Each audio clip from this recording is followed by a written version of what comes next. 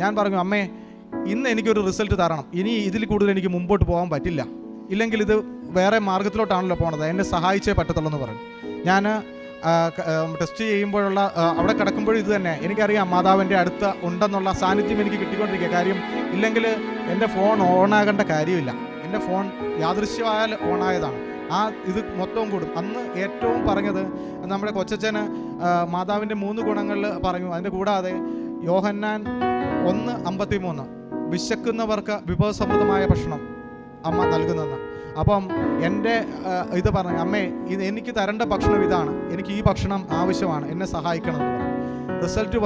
Result വന്നപ്പോഴാണ് doctor പറഞ്ഞു ഇത് തൻ്റെ റിസൾട്ട് അല്ല എന്നാണ് പറഞ്ഞത്. കാര്യം എന്ന് പറഞ്ഞു കഴിഞ്ഞാൽ 45 നിന്ന് ഒരു കാരണവശാലും മുകളിലേക്ക് പോകില്ല എന്ന് പറഞ്ഞ എൻ്റെ ഇജക്ഷൻ ഫ്രാക്ഷൻ 60 വന്നു. ആവറേജിന് മുകളിൽ, അതായത് 50 തൊട്ട് 70 വരെ വരേണ്ടതിനകത്ത് 60 ക്രമീകരിച്ചു.